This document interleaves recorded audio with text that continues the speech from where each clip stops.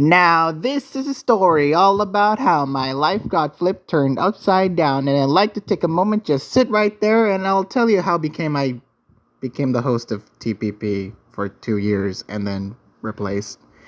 That doesn't really rhyme, but hey everyone, this is Micoy. Welcome back to the Fresh Prince of Bel-Air podcast. I am the Fresh Prince, and I'm joined by the Princess. PokeArt 2004, and I feel so lost because this isn't a reference I get. See, this is why I am such a boomer, okay? I can reference old shows, yet PokeArt over here is such a Gen Z that she doesn't know 80s and 90s TV shows. I'm old.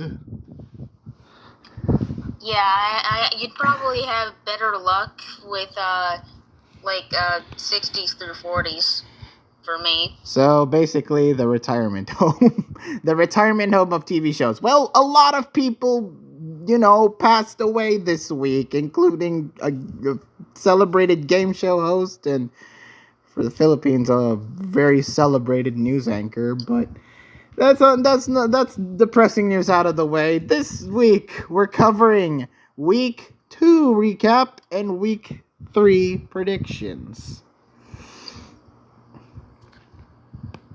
So, Week 2 has got a lot of theming going on. I've noticed a pattern when it comes to all these Week 2 games, where X player does really well for a couple of turns, but then gets clobbered, aka outnumbered, aka clutched by a certain mon with an unique moveset in order to win the game. Is it what I think it is? What? You got something better that could describe Week 2 of TPP 5 in a nutshell? I don't think so. Well, I'm gonna reveal it. Hacks and bad matchup the week, in accordance to our series. A lot of interesting things. Anyway, so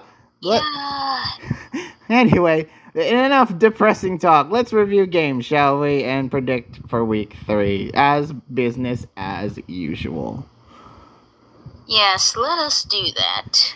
First off, we got the absolute Absol posters lose to the alcoholics. What? Absols lose? How? How is this possible? How is this possible, you may ask? Well, you've got a team of Boyne versus the team of Absols. And after much consideration, Boyne decided, you know what? This team, it better win against the Absol posters. And they did. They freaking did. Hacks and Bad MU? No, it's your turn for Hacks and Bad MU. Well, a lot of things happened with Hacks and Bad matchup, including first game.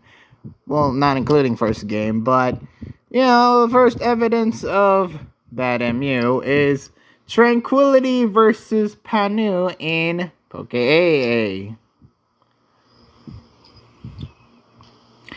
What happened in this game? I'll tell you what happened in this game. First of all, Heatran was a pretty strong early presence, using Magic Guard plus Flare Blitz and Steel Beam to do big damage against Clodsire and Corviknight respectively.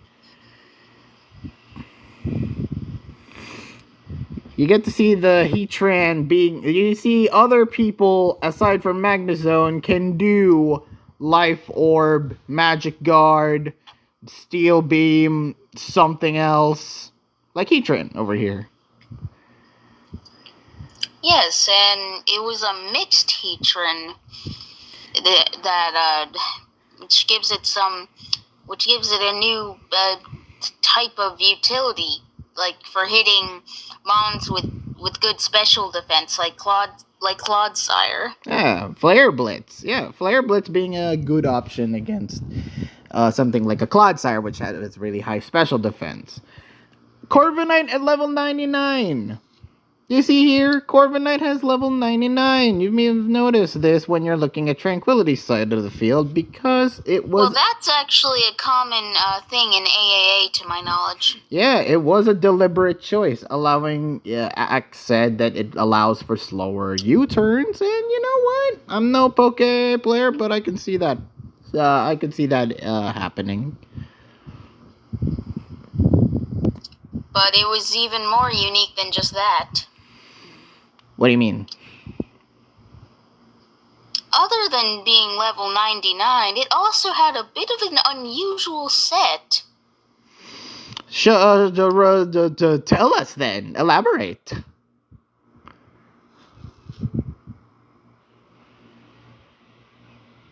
Elaborate for the good people. Okay. I will elaborate.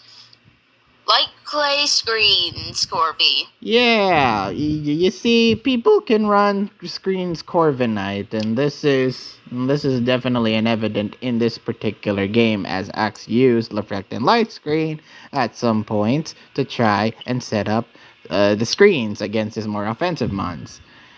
However, there are a couple of points where I went like, for a couple of it. First of all, using agility against Tornadus right here in turn 15.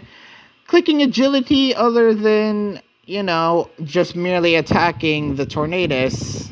Was it a good idea? We don't know, because we don't know if, did Bleakwind Storm kill from full? Wait. It killed from 76. But it does have +2 with Nasty Plot. So I assume it doesn't. Get these turns. So I assume it does not live a one-hit KO. In that case, there wasn't really anything wrong with you. There wasn't anything wrong with using agility then.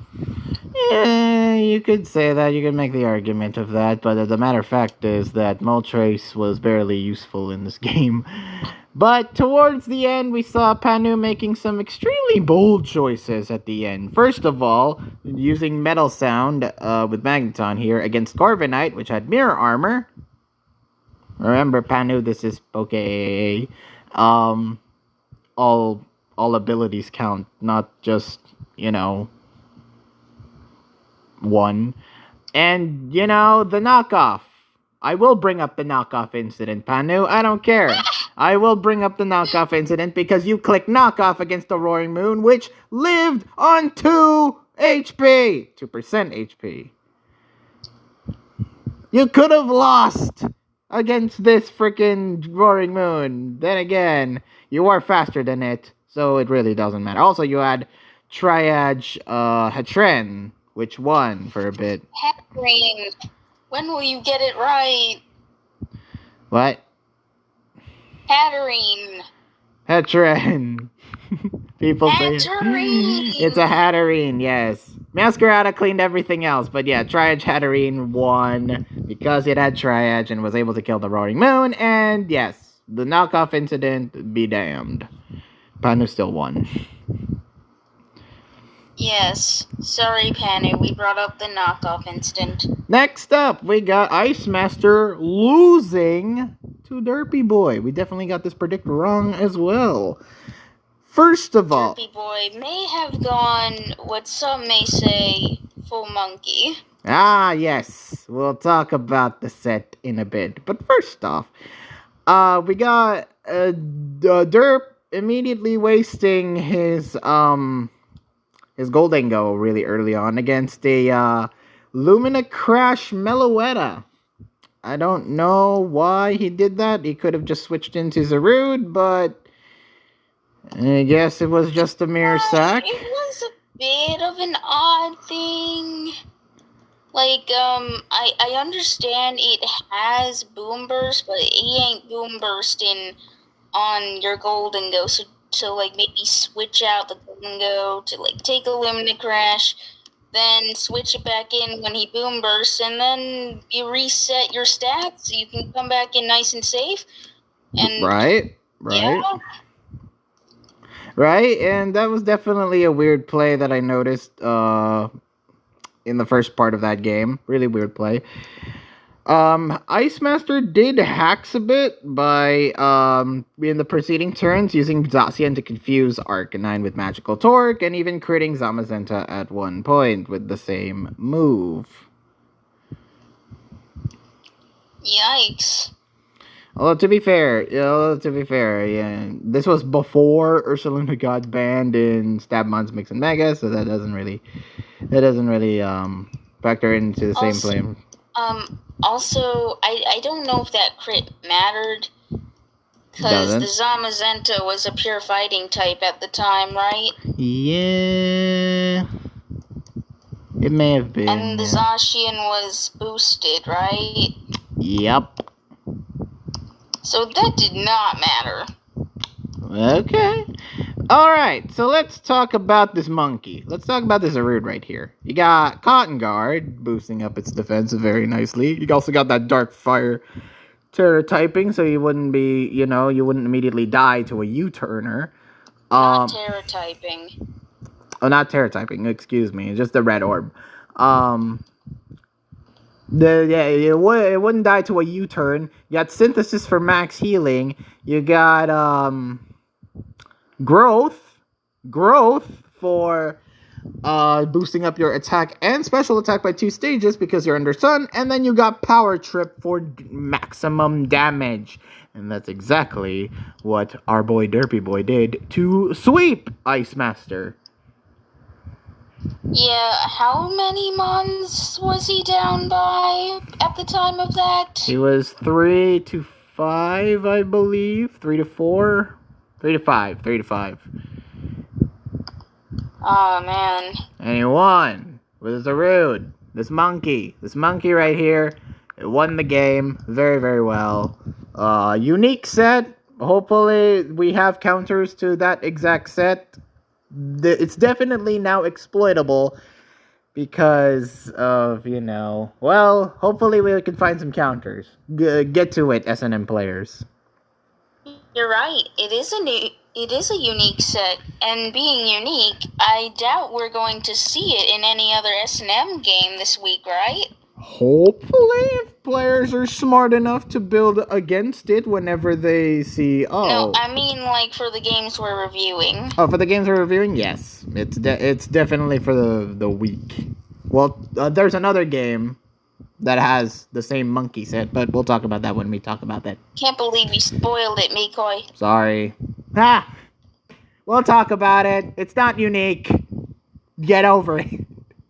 Anyway, next up, National Dex Same 6. We got Temp versus Hidden. And our review of this game is even longer than the game itself, because the game itself only lasted 9 turns, and Temp just used Passimian. I think Temp went full monkey there. He did. He used Trailblaze, Bulk Up, Earthquake, and Close Combat. Even Oko critted Throw in the process, which allowed for the sweep to happen. So yeah, Temp went full monkey. Unsurprising. Next up, Mystery OU, we got Shiloh versus Dugza. So, this game, oh my god, this game caused some controversy, let's just say. So, the game itself, Shiloh used pretty much HO to win. Like, Yes. I really wasn't noting that game because of the controversy that happened. It was just Shiloh. You can see the team right here. You just Shiloh bringing HO. The only problem is that Shiloh's team, it had mons that had items that are not part of the Pokemon's name, thus disregarding the alphabet moves plus items rule that Gaki enlisted. Could have been enforced a little bit better, but that's just me. You see... Yeah. So you can see some examples right here. First of all, the Booster Energy Great Tusk. I don't see a B in the Great Tusk's name. Great Busk. Great Busk. And the other one was the Focus Sash Poltergeist. I don't see an F. Just because you call it Sash, that doesn't mean you get to use it. Poltergeist. Poltergeist. Also, we got a Weakness Policy Armor Rouge. I don't see a W, except from Shiloh's name. Yeah, that's where the W is. That's where the W is. And then the other one was, what was the other one, PokeArt? Oh yeah, Psychic Seed Sneasler. Just because you pronounced the P silent, that doesn't mean you get to use it.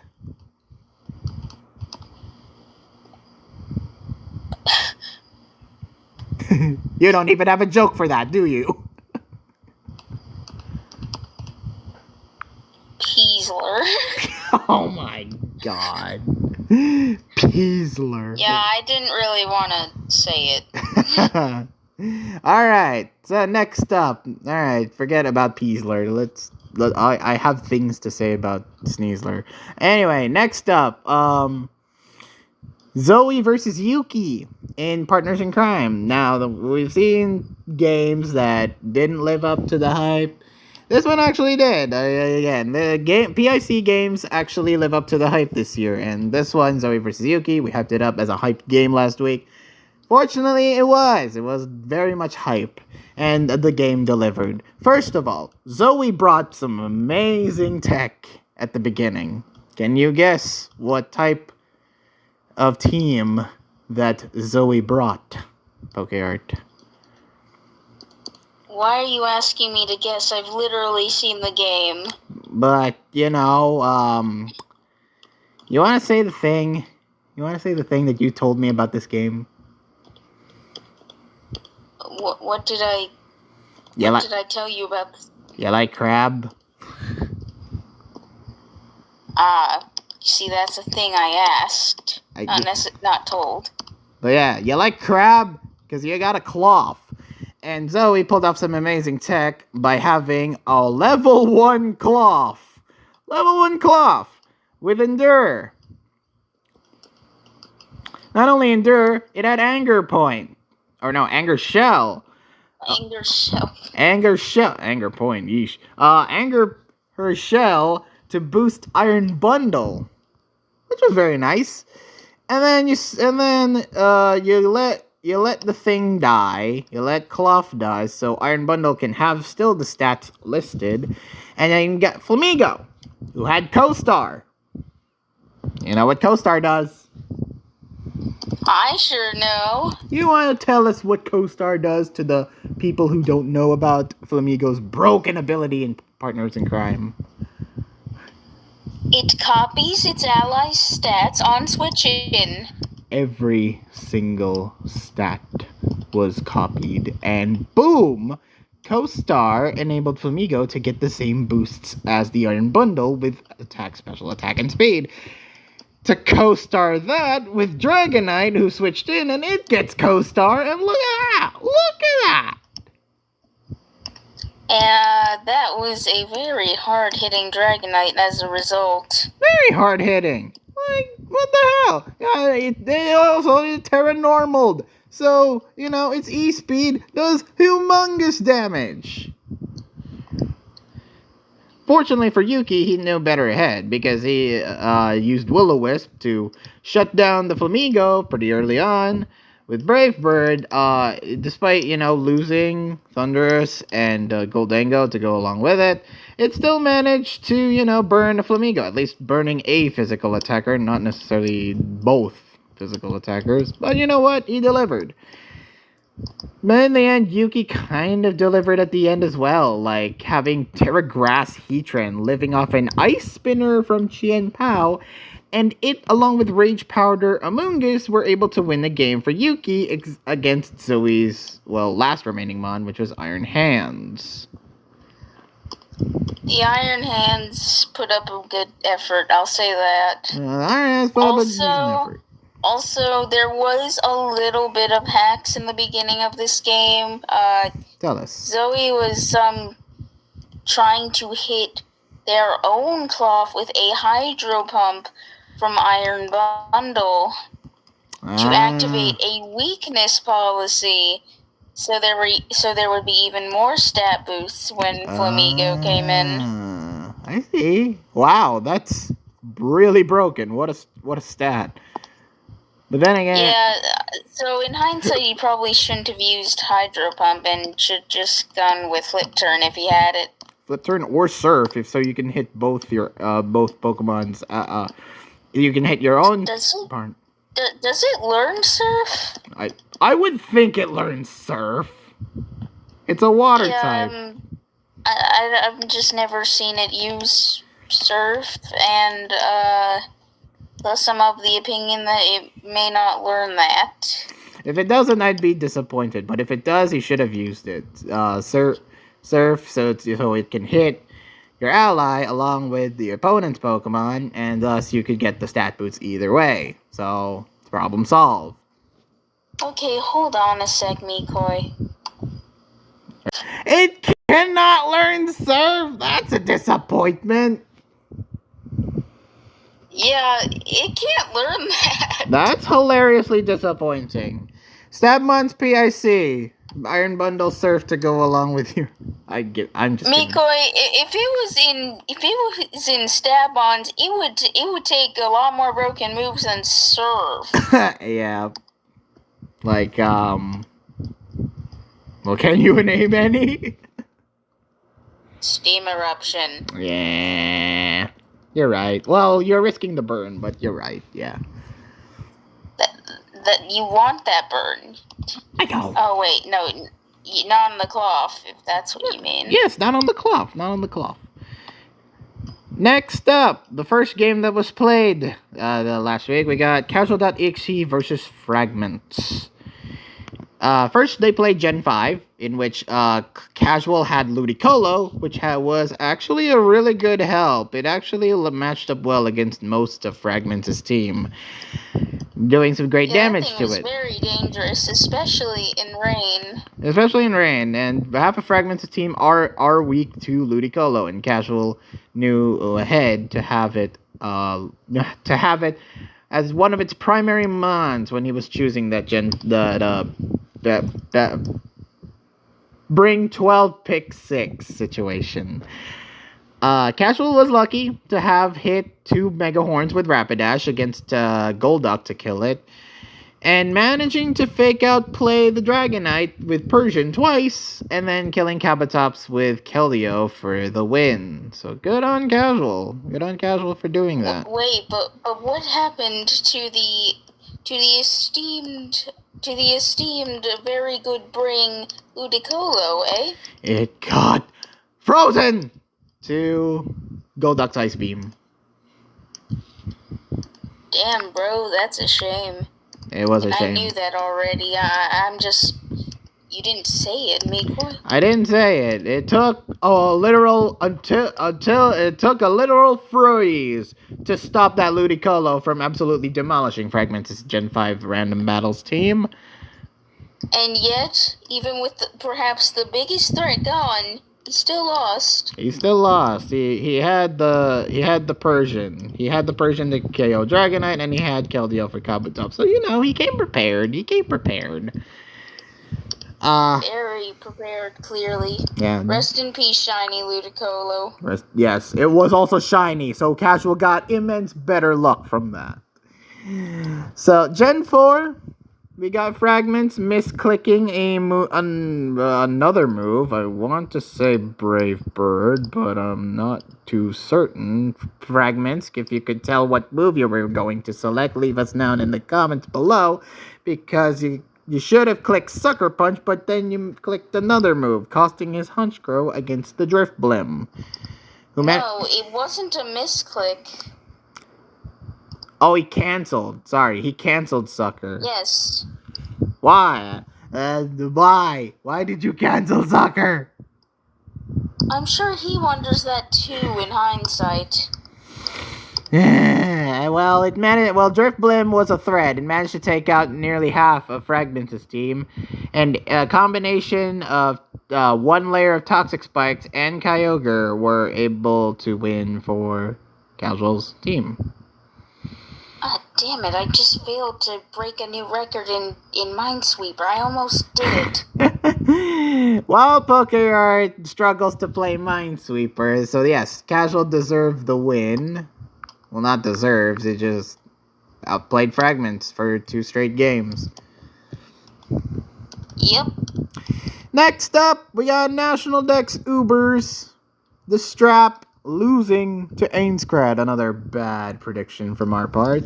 We have severely underestimated the Ains in this matchup. Yeah, there may be the Strap, but there's also the Ains. Or no, the Ainscrad. Remember, this is... No. Remember, Ainscrad is No. supporting Sword Art No. Online. No. It's Ainscrad, okay? Shut up! Alright, the Strap immediately experienced, though, bad luck by having Yveltal frozen at turn 4. Good thing it thawed out, though, later, just to be toxic. Yeah. It was a nice change of pace. Ains definitely had the hacks in his favor. The Strap was in the lead early on, though. Ains lost his Arc Water to a faster Arc Ground. Marshadow getting the kill off Cramorant, who paralyzed it later. And then Zacian just not working to its full potential, missing out on Groundium Z against Mega Rayquaza, getting Earthquake when he was going for Dig. Yeah, that was a bit of a blind play. Oh, wait. What was the actual blind play? You said wait. I said it was a Boyne play. Oh, a Boyne play. You're right. It was a Boyne play. But, you know what? Boyne got the win. He got pretty lucky because his Scarf Groudon got the final kill against Kyogre at the end. It was Scarf. It was Scarf. I did ask the Ainscrad on that one. Stop calling it that! For him, that, I guess. Next up, the Numberman versus Siphicon. The curb stomp and a half this game was. You know, Curse Screen's Dragapult tried to be useful very early on to help out Water Ground Haxorus, but Dark Fairy Great Tusk was able to still 2-hit KO it despite being poisoned, which was nice. Weakness Policy Magirna sounded pretty nice on paper, but our unaware Argonaut immediately put a stop to its sweeping ways and was able to kill that. In the end, though... Immediately? Not immediately. That was not immediate in the slightest. Yeah, it took a couple of turns. It took a couple of turns, but you know what? It's still... 10 plus. Like 10 plus. But it still got the KO. And in the end, Miasma happened. Miasma went ahead and swept, getting enough scale shots for TNM to net the W, to sweep Siphicon's whole team. Poor Siphicon. Didn't deserve that. Didn't deserve to go out like that.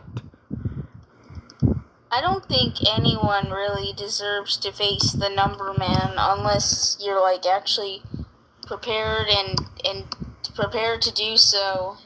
What are you? And, like, good enough to win. She's shilling for you, Vanos.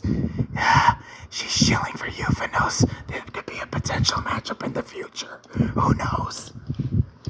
You better be ready. Carl, you also better be ready. I'm pulling for you, buddy. As a OMM, of course. So that was that. The Numberman, Casual, and Temp won for their Absols, but you know what? They lost. They lost. They lost to the Alcoholics. Yeah, I can't say I saw that coming. No, I don't think anyone did. Saw that coming. Yeah, I don't think anyone did. Next up, the Full Moon Frostmots tied the Daves. The Daves Decidueyes. Let's see how that happened, shall we? Poke AA. We got Don Vasquez versus Fabulu. Don had the early lead in this matchup, having his Staraptor take out Hattrine, or Hatterene, and getting a Hatterene. I said the correct thing. And getting off a Para off of Heatran with Discharge. So Don had some things that went to his favor very early on. However, Joey won the game by first taking out Landorus with a physical extreme speed, refrigerate Regieleki, then staticking the Staraptor, and then having the aforementioned Heatran deal the kills on Magneton and Staraptor for the nice W. Yep. Good win for Joey. Good win for Joey. I got the prediction wrong, but good win for Joey.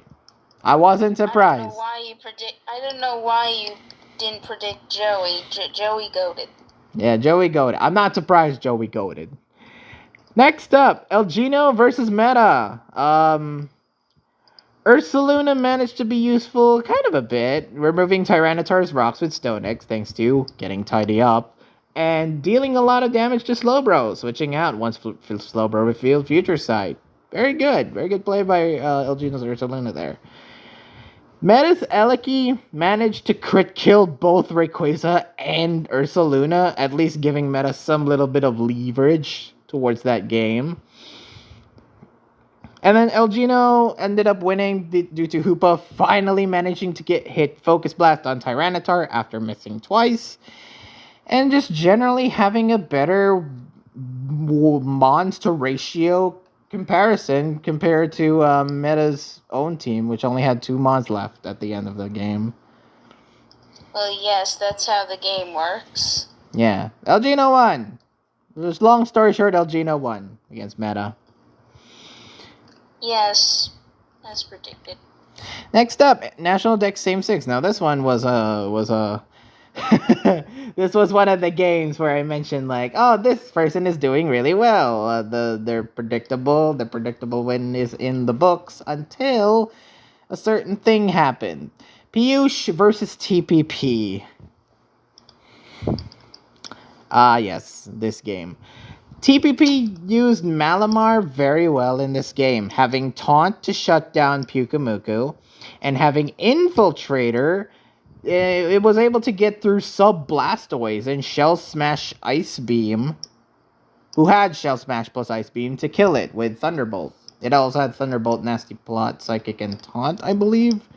So, yeah. With Infiltrator as its ability. Yeah, it got through Sub. Like I said, it got through Substitute Blastoise and was able to demolish it. So, yes, but you didn't specify that it literally got through Sub because it was Infiltrator. Yeah. But towards the end, though, you'd think TPP may have won this game. However, Piyush turned it around with a Dragon Dance Double Edge Mega Altaria, knocking out Pyukumuku. Think it may have been a roll because Pyukumuku was unaware. It still did 50 from what I recall, right?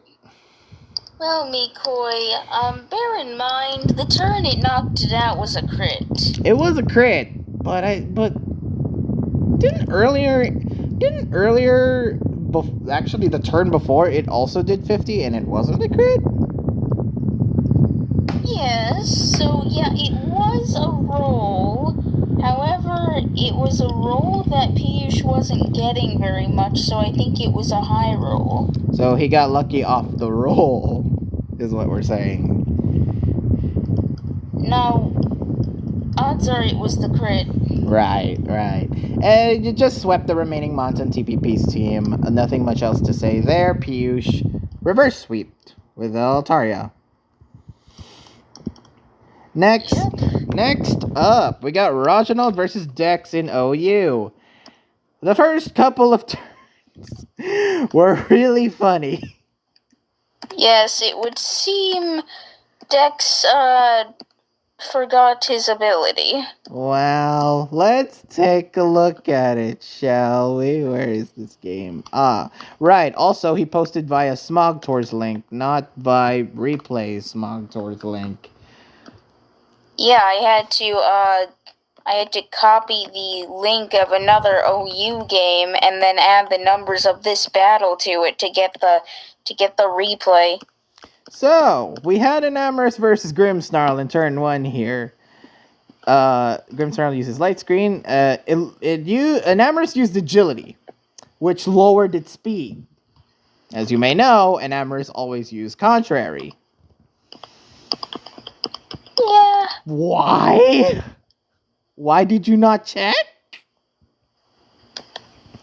Silly you. Also- Silly Dex. And then he used Moonblast, which... Oh no. Reginald used Spirit Break, which was able to boost Enamous's special attack. They're making some very big brain plays. You don't know what they're cooking. You don't know where they're cooking. We don't understand what they're cooking. Yeah. So after a while, it got pretty basic. All right. This is the game where I want to talk about freaking Sneasler. Why would you use this mon in Alphabet Moves OU? It's not good. Is that a hot take? I don't think so. Because it's not good. I think it is a hot take. I think it is a hot take considering multiple people used it. But why? But why would you have your only attacking move be acrobatics and terra flying? It doesn't make sense to me. Sneasler has what? Shadow Claw? What else? Your set? Reversal. Yeah, your set of Endure Reversal, Lychee Berry. Night Slash. Night Slash even. Why would you only use acrobatics as your only attacking move? It gets low kick too. Yeah, you have better moves for the Sneasler to use, and yet you chose the one thing that it gets crippled by when it has an item, but when it doesn't have an item, it's okay at attacking at best, but it's not good. Sneasler is not good in OU. I rest my case. No, I don't think you do, because you don't actually play the tier. I don't, but I'm damn near sure when I see a useless mon when I see one. And that being Sneasler. No. No. Yes. Haven't I swept you with case. Sneasler in Ranbats before? I have. But that was Ranbats. This is OU. This was a legit bring by players. Do not bring Sneasler into OU. End of story. How about you shut up and get good at OU before you judge? I will judge, even though I'm not good. Alright, Terra Flying... Anyway, back to the game. Rant over. Terra Flying Thunderous managed to dodge a Stone Edge. Terra blasted through Great Tusk and Sneasler. Deservingly, IMO. Dex got the clean win against Raji's Dragonite, putting it to sleep, and then killing it with Great Tusk later. So yeah, Dex won. Very, very good. Very good win by Dex. I feel Raji misplayed that a little and should have saved Sneasler for later. Yeah, you could make the argument for that. Well, okay, so tell us, what was your thought process going in when you saw that endgame?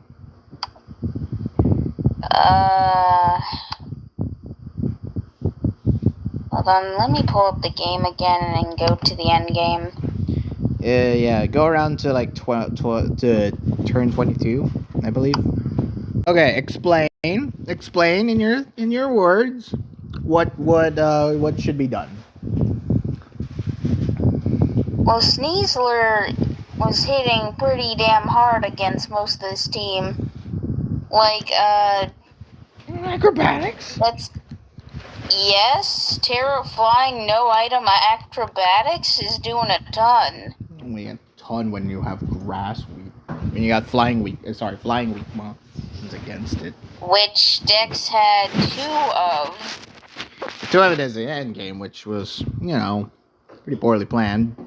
But hey. Okay, so I think instead of going into Sneasler on the subbed up Thunderous, should have went Dragonite. Like, what the hell is this Thunderous gonna do to this Dragonite? Nothing. Or hell, you could have even gone Dragapult here and D-darts this thing.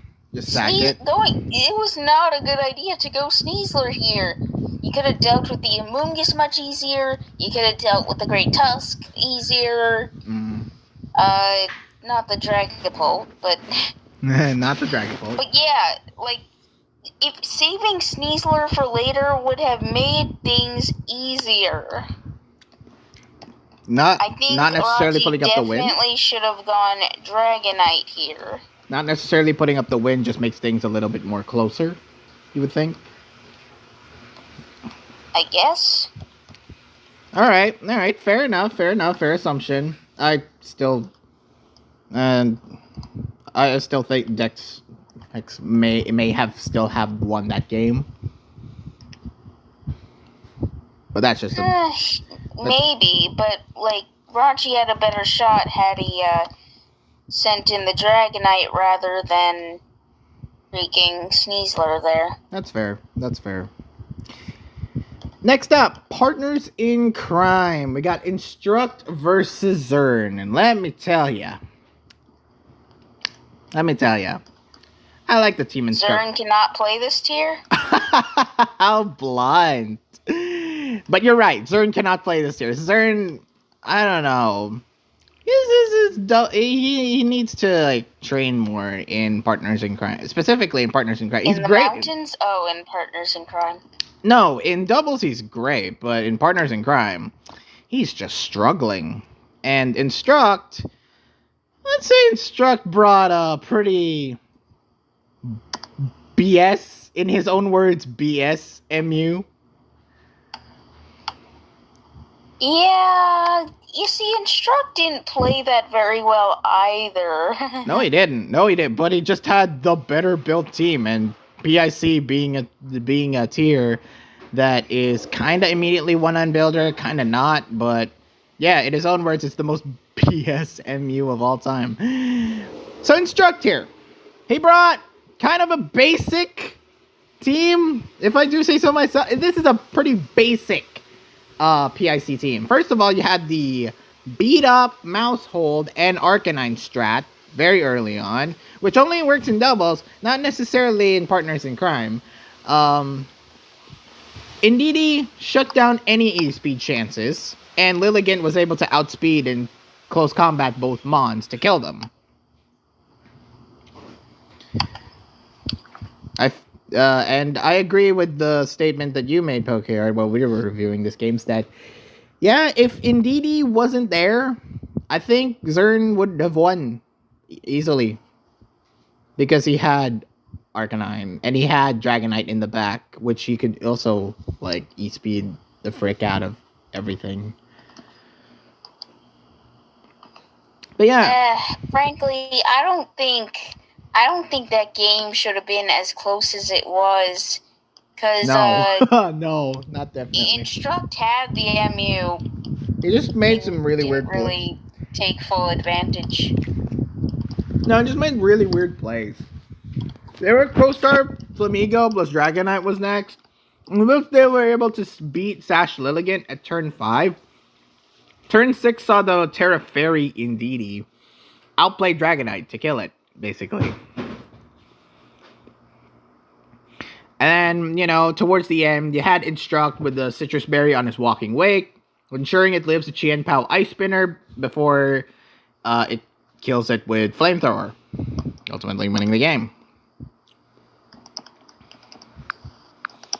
So yeah, Instruct won, just made some really weird plays. But yeah, congrats on the win. Nothing much else to say. Let's move on. First off, for Super Epic Ampharos versus Yes or No My Dude, we had Gen 4. There was really nothing much to say. What am I talking about? Because Super Epic Ampharos just had an outmatched team. He had a way better team than what Yes or No My Dude brought. He used Ariados to get good sucker punches against Perugly and Kyogre. And Celebi, despite being paralyzed, defeated both Hypno and Raticate with good consistent healing with Recover, and good damage dealing with Earth Power. It was very good. It was a very nice play by Super Epic Ampharos, managing to outplay Yes or No My Dude in Gen 4. And Gen 5, Gen 5 wasn't much better for Yes or No My Dude. Despite having a Tauros that had Retaliate, which hit super hard, acting as a great revenge killer. Gorbis' Shell Smash immediately won the game for Super Epic Ampharos, even getting a crit on Clefable and dodging a Stone Edge miss for an ensured win. Yeah. So, yeah. Also, he had the evil the evil Pansage. No, Semi-Sage set. Yes, the substitute Leech Seed Semi-Sage, which definitely helped matters for Super Epic Ampharos. So yeah, nothing much else to say. Just a good overall win by SEA. Very well. Next up, ND Ubers. We have Concept Everything absolutely demolishing Spellcaster. I want to say this was a huge demolishing effort because, my god, did Concept Everything just absolutely annihilate this poor man. First of all, the mind games early on with Mega Diancie, trying to bring it down to Endeavor Sash, even killing Groudon in the process. You see, he was going for the Endeavor Sash strat, PokeArt. It wasn't merely. Yeah, that's a very common strat for Diancie. Mega Diancie, especially, yeah. Mega Diancie. Mega Ray then E-speeded a lot of Spellcasters mods until Arceus managed to E-speed it. And despite the Healing Wish Mega Latios, Mega Ray was still unable to beat Arc Dark, who blasted it with Foul Play, netting Concept Everything the W. So yes, a very dominant display by Concept Everything, proving him that he is one of the major threats in National Dex Ubers. Yeah, an underrated threat. Yes, he could easily match toe-to-toe with FC. I could see this man beating FC if given the right proper teams. Okay, don't push it. I'll push it, and if I ended up jinxing it, then you're welcome. And finally, we got Saba. What should have been Saba versus Atrax Madara turned into Sparks Blade versus Atrax Madara. A very long, slow, plotting game ensues. I was not very impressed by Sparks Blade. I was not impressed by both players because both players were absolutely just hitting the long game very, very slowly. They both played their turns very slowly. I wasn't really feeling on much of the predictions. There was no real aggressive plays coming from both players. Whittling down both their mons with their bulk. Atrax basically won with spikes and generally outplaying. Near the couple of turns, Atrax did start to get a little bit better, which gave him the win. Sparks played really passively. If I'm being honest, he played a little bit too passively and ultimately lost due to that. Can we also talk about how these guys had some weird types? What do you mean? Urshifu. Argonaut. What type was those? I don't even remember their types. Normal fighting for Urshifu. Oh, yeah, that was weird. What was the normal move? Sword stance? Sword stance. Ugh, no. Which is, yeah. No. Yeah, you see the problem. Yeah. Keep it fighting, or keep it dark, whichever. Yeah, Atrax won. It was normal fighting, Micoy. It did keep fighting. Yeah, it did keep fighting, just normal is weird. Nothing much else to say about this game. Normal dark Argonaut. That one was weird. That one was real weird. Yeah, nothing much to write to home about again this game. Atrax really needs to play a little bit more consistently and a little bit better in order for me to give him good full marks points. Next up. Dang, are you a teacher now? I am. I'm speaking like a teacher. I am an adult, okay? I'm turning... Not my teacher. I'm turning a year older very, very soon, okay? Oh yeah, you are. So I'm definitely pulling up my... definitely having the teacher mindset for these players. You're all kids. All right, next. No. Next up, we got the Anastar Articunos beating the Twin Leaf Tinkatons, netting the Articunos for at least for right now. They are tied for first along with us. We'll get to us in a bit. Yeah, how are you guys first? Don't even ask. Don't even ask. Yeah, I think you're kind of just BSing your way there, I'm not gonna lie. Yeah, don't even ask. Don't even ask how we got there. But let's review the Articunos and Tinkaton series first. First of all, Phantos versus Hiss. Phantos brought a really weird team, I noticed. Like, yes, you got Samurott, which is nice for good hazard utility. Yes, you got Gudra and Kilowattrel, who can be good in their own way. But the others just feel out of place. I don't really see the need to have... I don't see the need why, he had things like Skeledirge. That was one of the weird brings I noticed. Yeah, unaware, but what else? Corviknight. I don't play this tier, I don't know.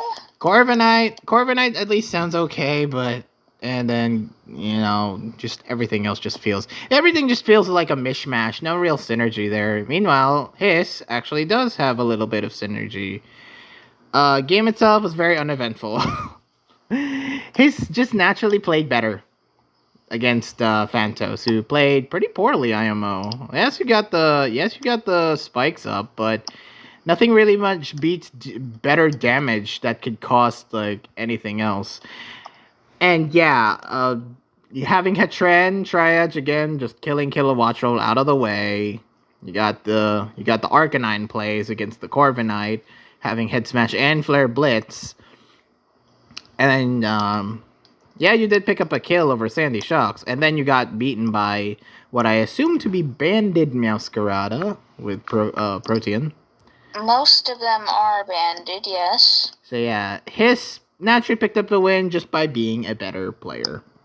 Nothing much else to say. Yeah, I think I underestimated Hiss a little. He seems like he'll actually do alright in TPP. If they slotted them. If it gets slotted a little bit more.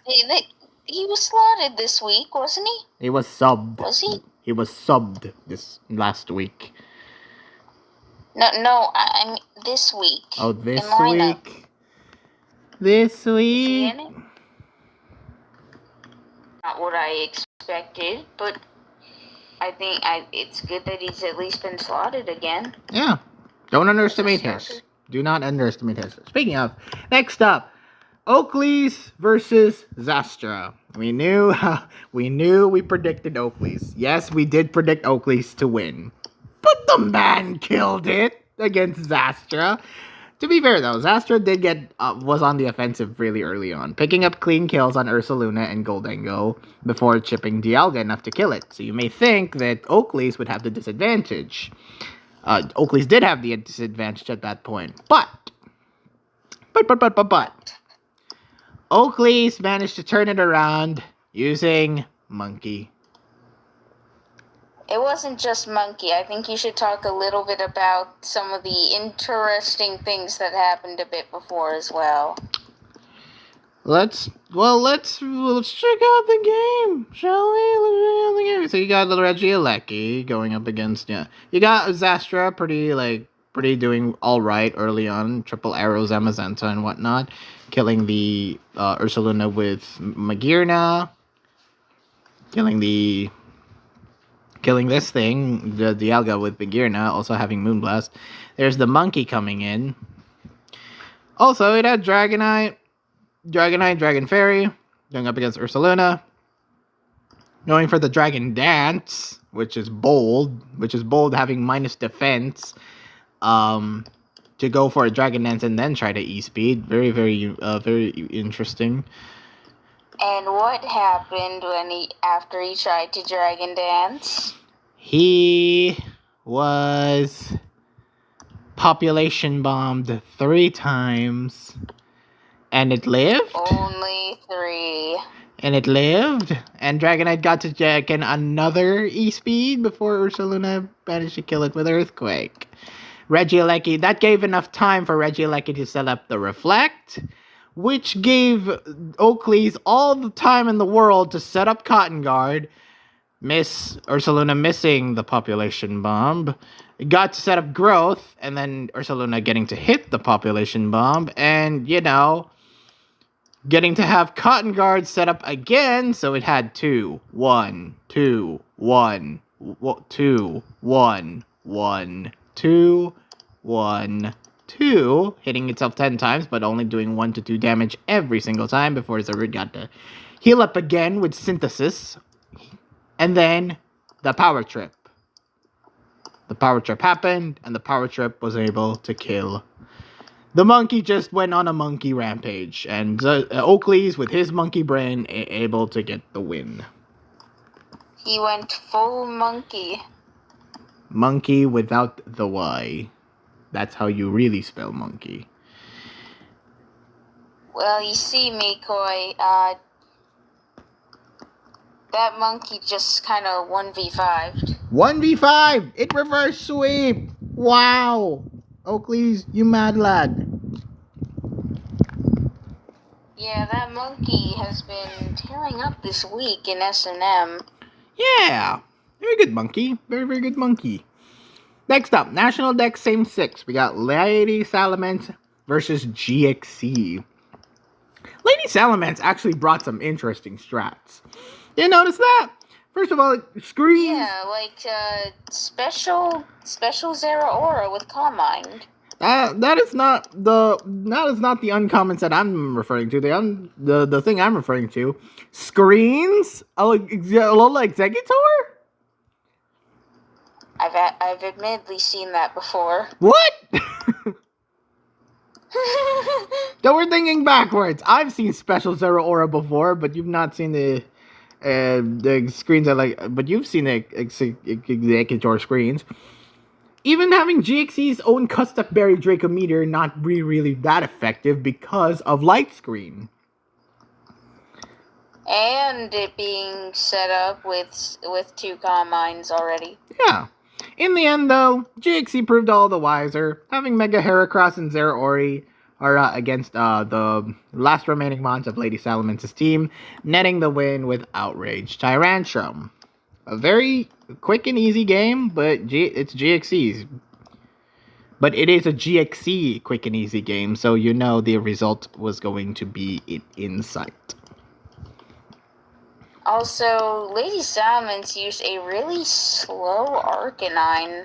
Yeah, I noticed. Yeah, we noticed that. Like, the Arcanine was slow against a Mega Heracross who had 273 top speed.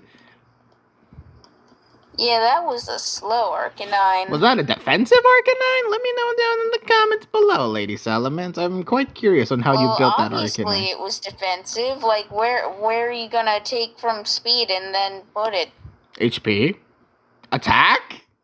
Special attack? HP. Okay, maybe a little bit in special attack since it was also a special Arcanine. With Flamethrower. Bold choice, considering you have Tyrantrum and Wishy-Washy in the set. Quite bold. Alright, next up. Mystery OU. Avidus versus Skimmy. Nothing much else to say about this game. Avidus majorly dominated Skimmy in this game.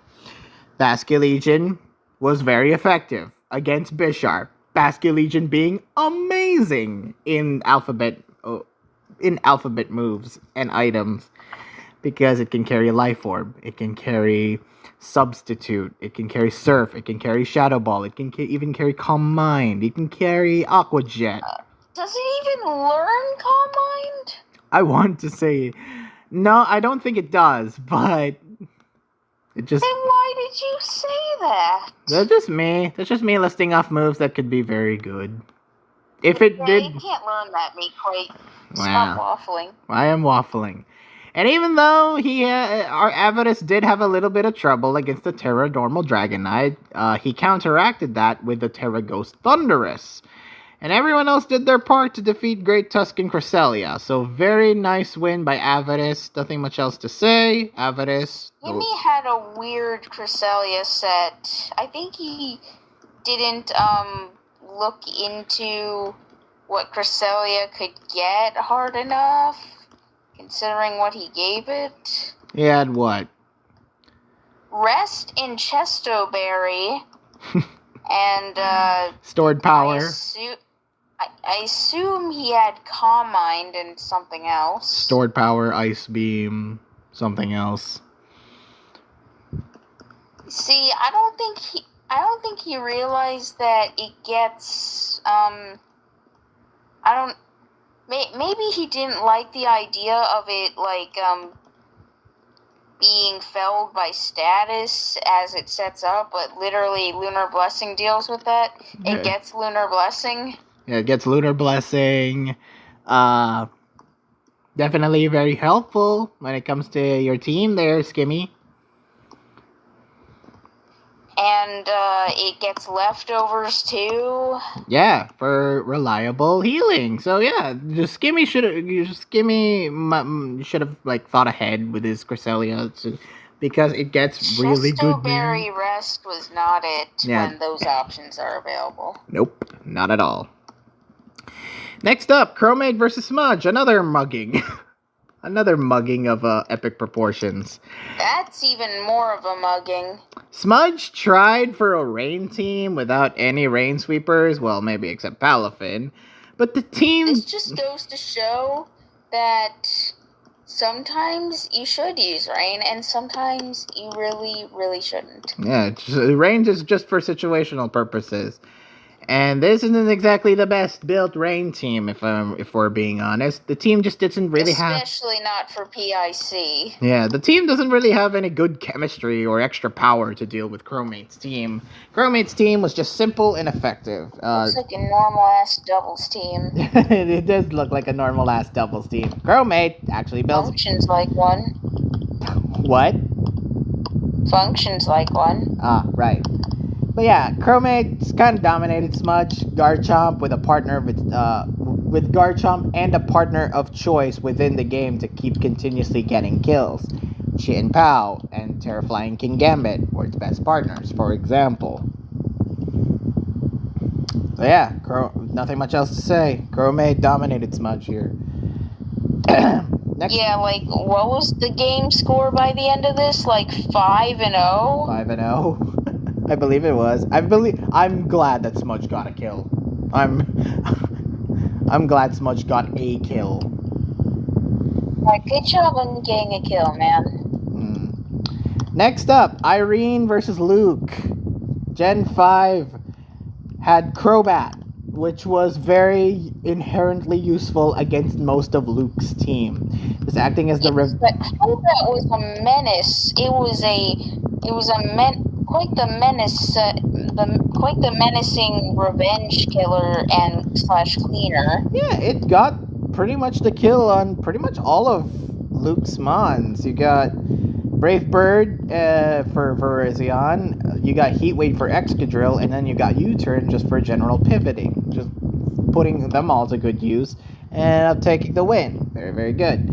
Gen 4, Luke used a lot of stat boosting and kind of put them all to okay use. You got Baton Pass, Calm Mind, Giraffe Rig, and Dragon Dance Gyarados, which allowed it to tank hits from, well, not the Electrode like I listed here, but the Nidoqueen definitely. But yeah, Irene just had good hazard control all throughout that game, using Umbreon's Wish Passing and just teamwork with Nidoqueen. It allowed him to win the game. So I may have underestimated Irene a little bit, but it's against Luke. It's not against an actual Rans player. Yeah, and I frankly don't know who Luke is. Me neither. Apparently, we both said in the video last week that Luke is kind of goated, according to some players, but I didn't see that. According to some players.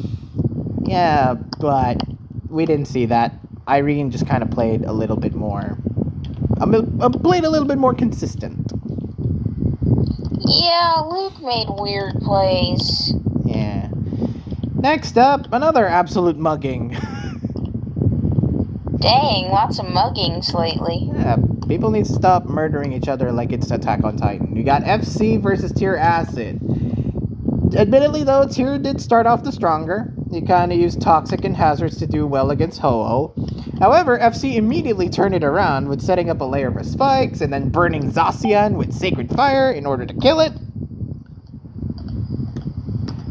So, goodbye, Zacian. Yeah, like, it survived on, like, what, 1, and then just died to burn? Yep. Tyr did manage to paralyze set up D-Dance Mega Salamence with Zygarde. Also point that Salamence had Toxic, which was a weird choice, but it's FC, so I trust him. Yeah, FC had some interesting sets here. Right? But he's FC, so it's okay. You can trust FC. I trust FC. Man's goated. In the end, FC won. Arc Dark defeating Zygarde with Combine Judgment. But yeah, overall, this is a very strong showing by FC. And next is Camo Cap, probably the best game of this week. Best game, Mossy Sandwich versus Kepper. Very good game. I highly recommend you check this out because both players were very, very even in this game to the point where I don't even have much notes. It's just a very strongly played game between both players. Kepper looked good in defeat. Mossy looked good from winning. Dang, is that all you have to say? Well, you also watched the game. You have better notes than me.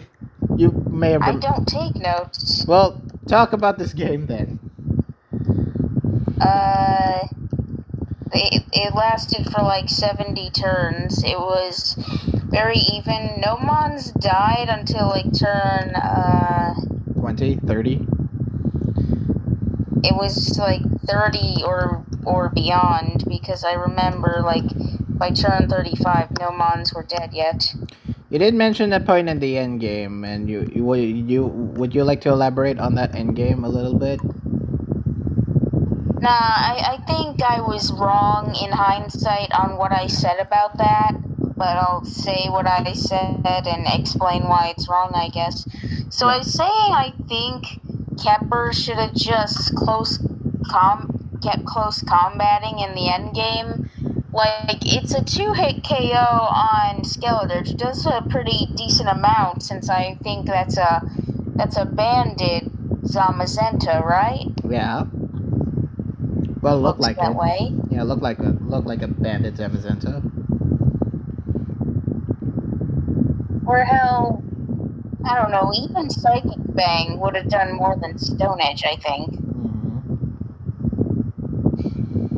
But yeah, I was thinking you gotta keep close combating, like you close combat the Skeletor. It gets low because it does a lot, and if it Will-O-Wisps, I think it's still in range to kill. If it slack offs and gets out of kill range, then I guess that's the problem. It's true. Definitely a little bit boring. Because it gets biggest play towards the end. But yeah, Mossy still played that fairly well. Kepper, even though the end game, you could make the argument of whether or not Skeletor should have Will-O-Wisp or would still live a hit from the CC. We're not really sure, but. Yeah, you see, I think Kepper avoided going for the CC because he thought it wouldn't be enough PP to take down Skeletor. So yeah, very, very fair assumption there. If you would like to more clarify that game, Mossy or Kepper, please leave it down in the comments. I'm very curious. Alright, final series, we got the OMMs, the Opalucid Metagame Mashers, beating the Limasawa Street Litwicks. On a week... The Opalucid Metagame Haxers. On a week that versus the Limasawa No, there's nothing I can.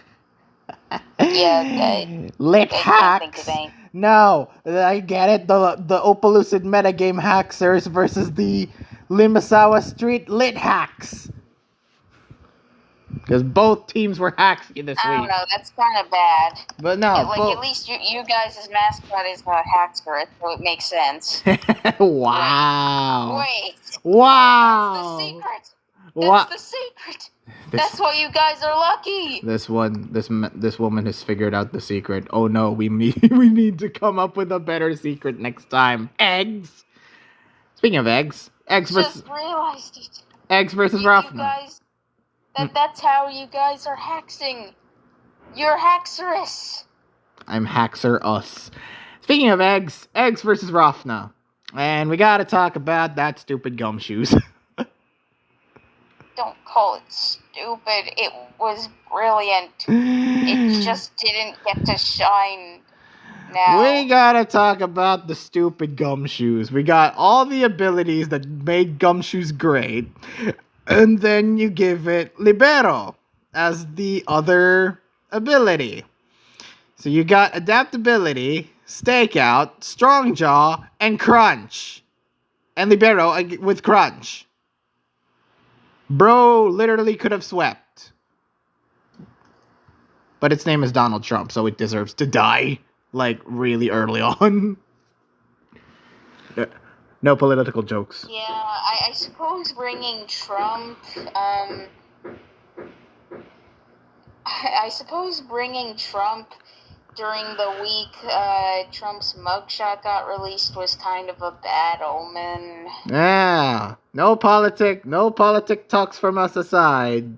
That was kind of an unfortunate happenstance to have brought Donald John Trump.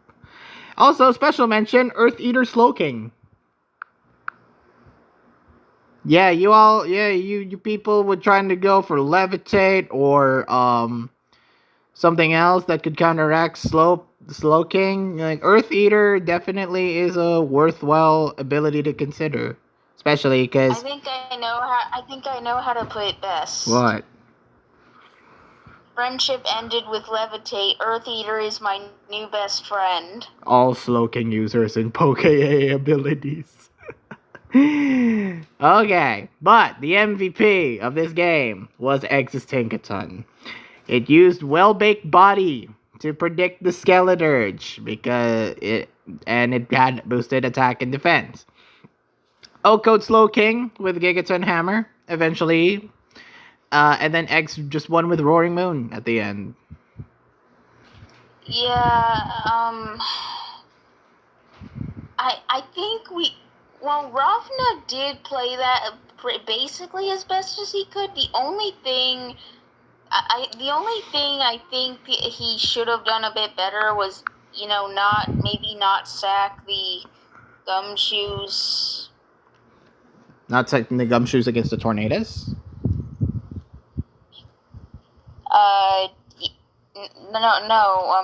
No, against the Screamtail. What I think should have been done is switch in the Slowking and use Chili Reception. Okay. Fair enough. Good. Well, it should have been allowed to be a little bit more pivoty. I think Rafna should have thought ahead and used instead of staying in with Gumshoes to try and get some kills. You could have had Slowking to preserve Gumshoes for later. So yeah, minor flaws, son. Although I don't know how much Gumshoes actually did in this game. We all know it's not exactly known for being defensive. No. Of course not. And it's slower than everything Eggs has. Mm-hmm. So, and there's not much that would really switch out in the face of it. Yeah, very interesting turn of development, but ultimately Eggs picked up the win in a very interesting little Poke game. Next up, Axel versus the Dragon Master. This was a murder, but This was also robbery because we were cheated. Robbery and murder. We had... Breaking and entering, also murdering. It was a break and enter. It was also a murder. A murder that is definitely not deserved. Not deserved for poor Advd because he had some plans. He was going for the Magir now. He was going for Fleur Cannon. The Fleur Cannon missed, and Axel got to kill it with Gigaton Hammer Boosted Dragon Dance. Bro. Yeah. Oops. Cheater! Cheater. Next up. Hey. A simple miss like that when there's about a 10% chance of it doing so. It's not that bad. But it's Fleur. Not compared to the war crimes committed in Loskos. We'll get to Loskos game when we get to Loskos game. First off, we gotta talk about TMM versus Thea in Same 6. So I built a team for Thea. I had some ideas that I really wanted Thea to try out, and ultimately she did. I read you like a book. You just mainly opposes me. This woman, not Thea, PokeArt. PokeArt mainly opposes me when thinking of certain builds for these mons. I had an idea. We didn't get to show off what we brought. We also didn't get to show off what we brought. Yeah, but what you brought was worse. Bruh, it was grassy terrain jump bluff with Yuxi Calm Mind stored power. How is that worse? Well, it kind of just loses to our physical D-Dance Latios with that's adamant. Okay. we definitely had plans, okay? They at least performed okay. So going back, we have this game which had the we had Thea at least performing kind of decently, kind of like going around each other, going around turning sets against each other. Having the Blossom with Endure was kind of a build on TMM's part. I wasn't really feeling like what? Not an build. It's more like he used it wrong. Red card, Endure. It's not supposed to be a lead. What? Like what? What was the plan? What was the plan with that Blossom? You see, Micoy, it's what happens if you set up Yuxi and it uses stored power, but the Blossom lives, and now whoop-de-doo, you're forced to switch out. Because of red card. Yes. It's not really the worst. It's literally meant to stop sweepers. It's not the worst thing in the world. Micoy, it's perfectly fine for what it's supposed to do. It was just not used for what it's supposed to do. Speaking of things that were didn't play that right. Speaking of things that weren't supposed to be used and not used to their full potential, Jump Bluff. Why didn't they do my idea of the thing using grassy terrain to set up the damn grassy terrain for Yuxi to sweep in? I don't get it. But yeah, I noted here the hacks keep filing up because Pyroar missed a Fire Blast on Yuxi. Like that didn't matter very much. That didn't matter very much. Probably would have lived because Light Screen was up. Yeah, but you know the momentum killer was there. And it's also a shame because the Latios, Draco Meteored the Marowak, but it didn't hit. It missed. Nah, you guys still Omega lost that regardless. We did in the end. I will admit we did kind of lose towards the end, but the mons we had left just kind of won. with Jumpluff, Pyroar, and Latios against against Theus, Blossom, and Marowak. Yeah, it wasn't really the best end game in the world, but Thea did try her best. Good job, Thea. I'm Like, our Latios Omega won, even if the Draco hit. Because then we send out our Latios, get a free D-Dance. and then get an Earthquake. And you see, maybe your argument is that no, you Draco it, and maybe if you're lucky, it still kills. Well, what if the Latios is a Habanberry Latios? That would be even worse. And what if it, in fact, was a Habanberry Latios, and not even a Mega Latios? Was it really? Yes. We still could have lost, I guess. Speaking of which, was yours not a Mega Latios? No, it was. He just, Thea just didn't Mega Evolve. I don't think you should ever slot in Thea again. Ouch. I'm going back to playing it regardless, but ouch. Harsh words from the PokeArt. What? Like, clearly, she didn't know how to use the team at all. She tried her best, though. She tried her best. Next up, we got JJ versus. Wait. We good. didn't even talk about the. We didn't even talk about the tech I brought specifically to oppose you. Go ahead. You see, did you by any chance notice, Micoy, that our Uxie outsped your Pyroar and got rocks up before going to sleep? Oh yeah, I did notice that. It was meant to outspeed Pyroar, huh? Was it meant to outspeed Pyroar? How do you think that's possible? I don't know. Did you speed invested it or something? A little. But what was the plan? Much, I don't think. But what was the plan? Tell us. It was a Scarf Uxie. Oh my god, you brought a Scarf Uxie? That's even worse. With Memento, yes. Okay. And as if that wasn't odd enough. Who built this? Would you like to know this particular tech we brought? Because I figured you would bring a lot of speed. You counteracted by doing the opposite, didn't you? Trick Room! You did Trick Room to have Marowak Alola be the GOAT of your team. Okay. Yes. Plus the Latias wasn't max speed, so that also helps.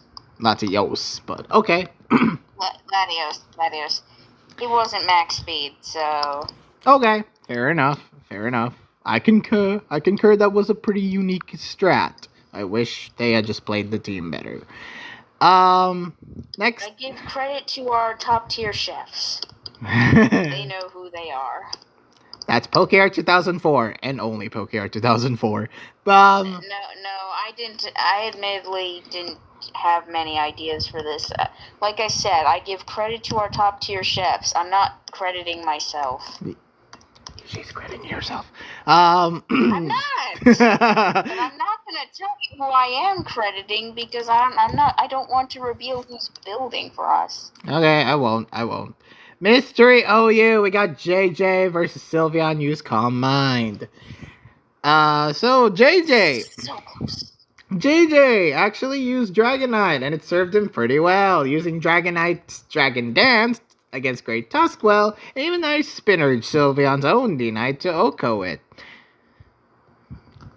So. Which was a good choice in builder on his part. Yeah, it was pretty good.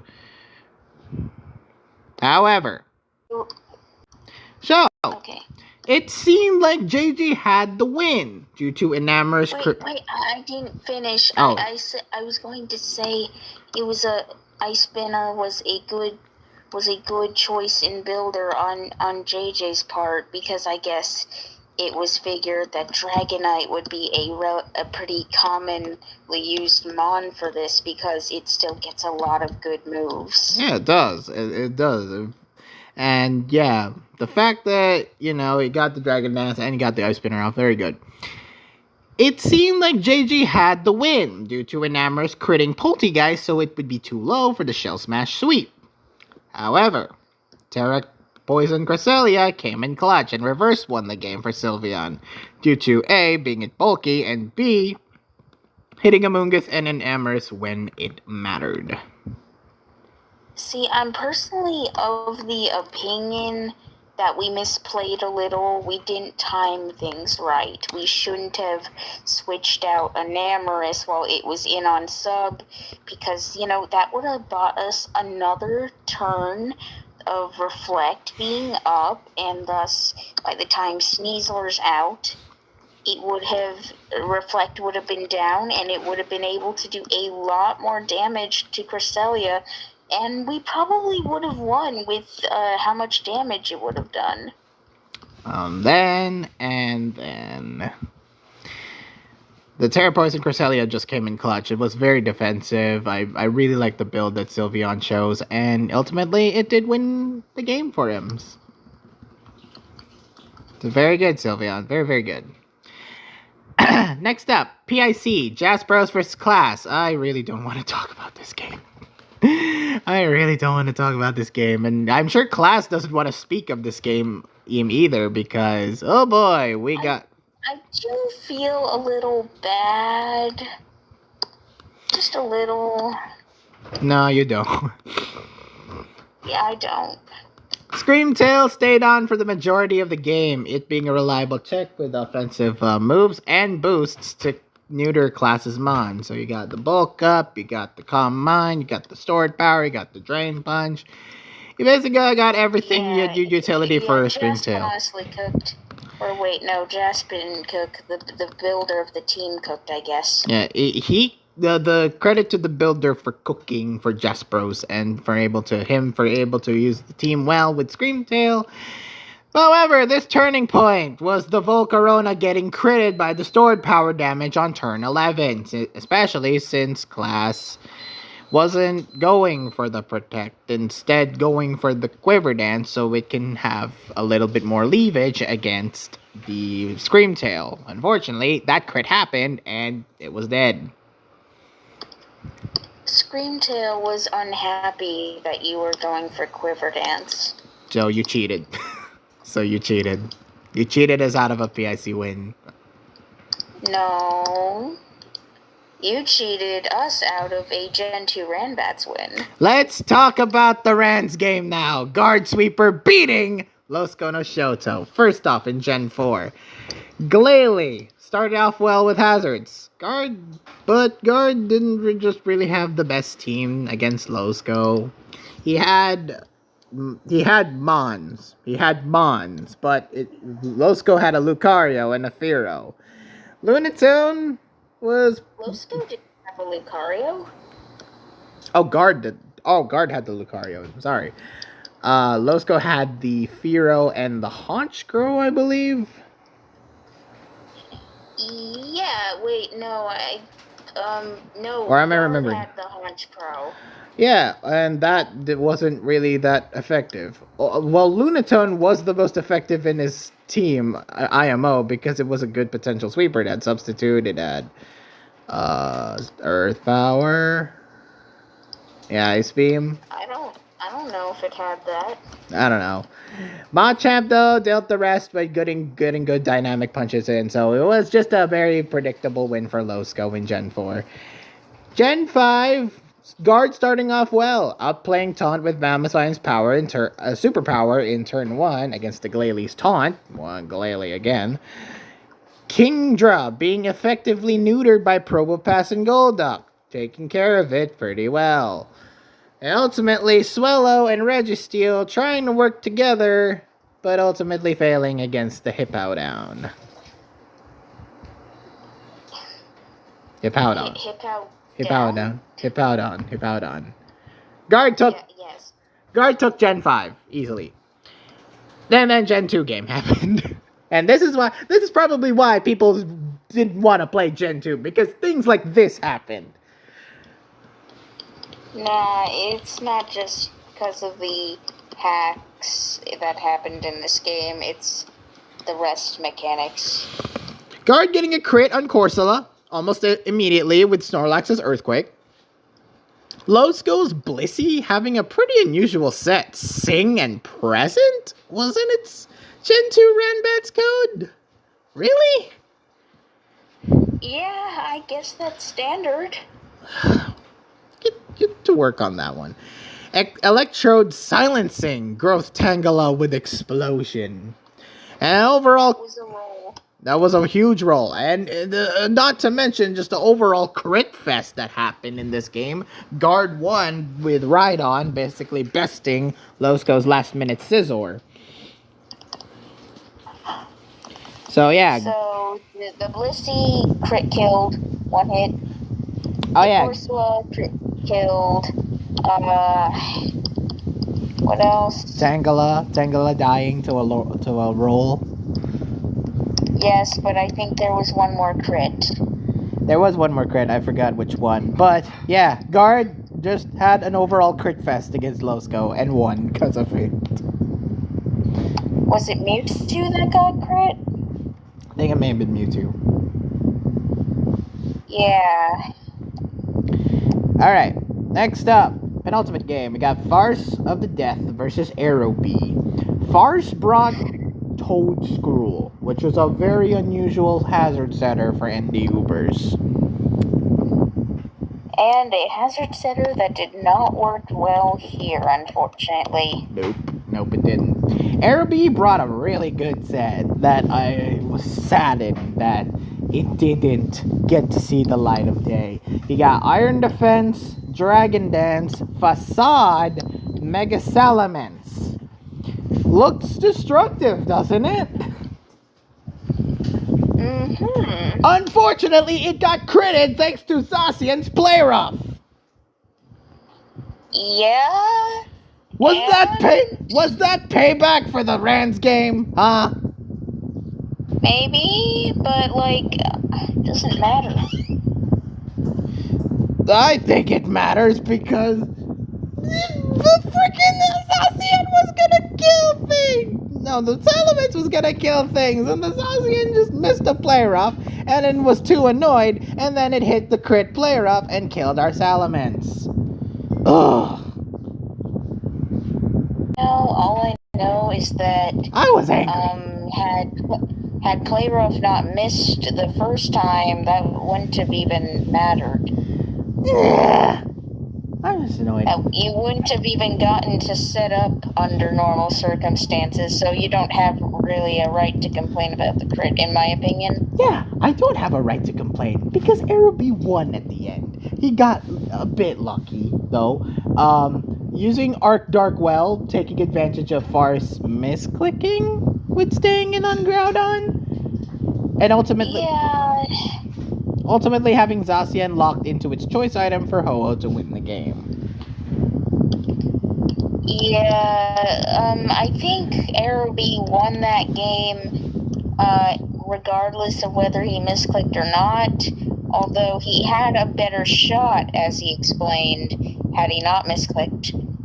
Had he not misclicked, yeah, Farce would have definitely had a better shot, but I think Aerobee would have still won because he had Groudon and he had Ho-Oh. Yes, the odds were very much in Aerobee's favor still. It was just a slightly better chance is all. Yeah.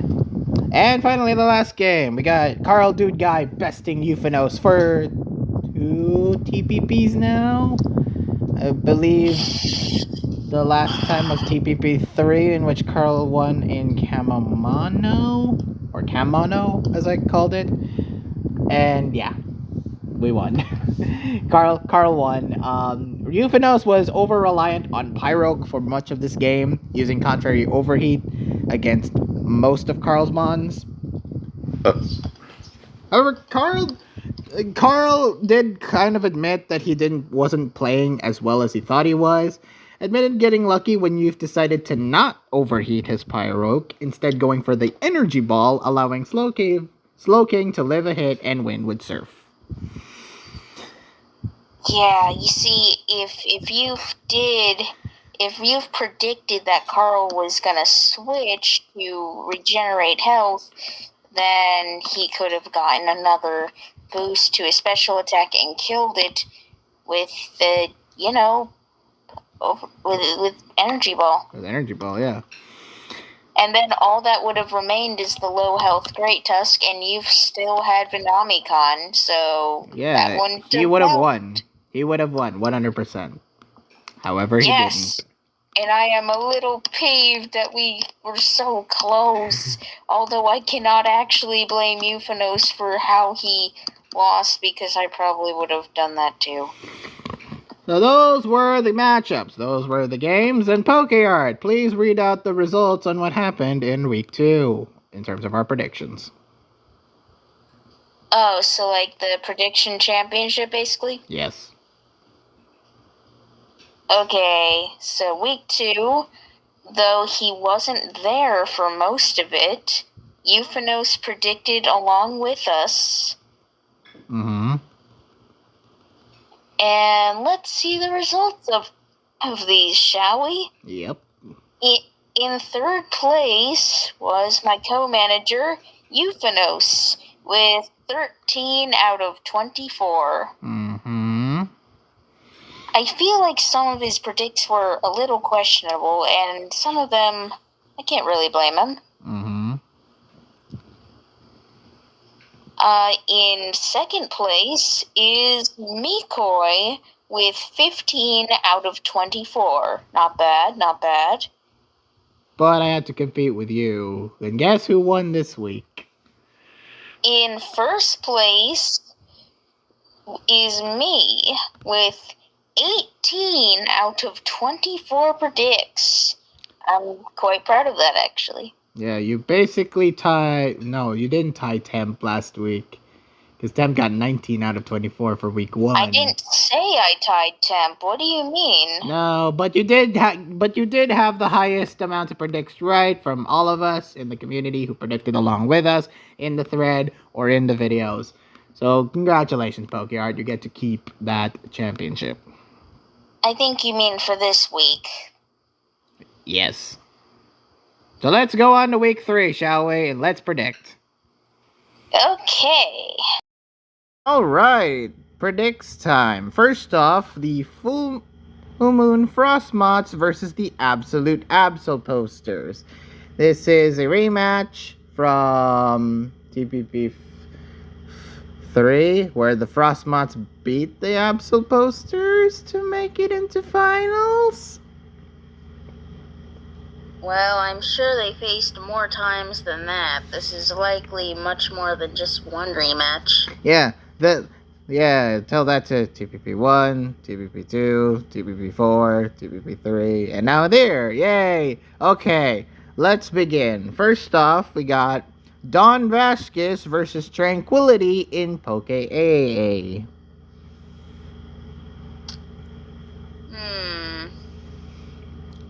Like, Dawn had an upset versus Eggs that one time.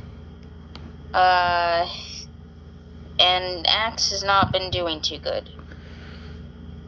Axe is what? 1-1?